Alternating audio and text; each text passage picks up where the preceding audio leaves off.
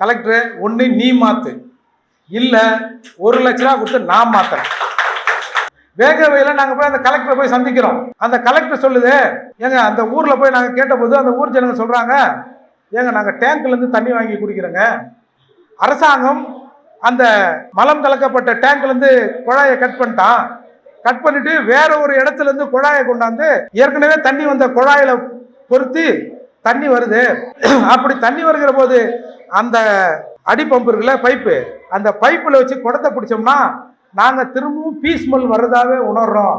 ஏன்னா அந்த பீ தண்ணி வந்த பைப்பை ஒன்றும் மாற்றலைங்க அப்படின்னு அந்த ஊர் ஜனங்க சொல்கிறாங்க. சரி, நேராக கலெக்டரை போய் பார்த்தோம். கலெக்டரை போய் பார்த்த உடனே கலெக்டர் என்ன சொன்னாங்க, முதல்ல இல்லை நாங்கள் அந்த பைப்பெல்லாம் மாற்றிட்டோம் அப்படின்னாங்க. பிறகு கொஞ்சம் ப்ரெஸ் பண்ணி கேட்டபோது எல்லாரும் அண்ணன் ஒரு 7-8 ஏக்கம் போயிருந்தோம். அப்புறம் ஏதோ ஒரு இங்கிலீஷில் ஒரு 2-3 கெமிக்கல் பேரை சொல்லி இந்த கெமிக்கல் இந்த பக்கம் ஊற்றி அந்த பக்கம் எடுத்து எல்லாத்தையும் கழுவிட்டு திரும்பவும் தண்ணியை ஊற்றி அந்த தண்ணியை அறந்தாங்கிக்கு அனுப்பி இந்த குழாய் வழியாக தண்ணீர் வந்தால் இது குடிப்பதற்கு உகந்த தண்ணி அப்படின்னு சர்டிஃபிகேட் வாங்கி வச்சிருக்கோம், காட்டவா அப்படின்னாங்க.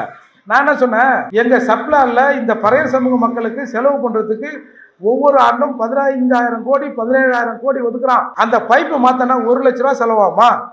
அது குறைஞ்சது ஒரு 200-300 மீட்டர் தான் இருக்கும். இல்ல அப்படி இப்படின்னு இங்க பாரு கலெக்டர், ஒண்ணு நீ மாத்து, இல்ல 1,00,000 ரூபா கொடுத்து நான் மாத்துறேன்.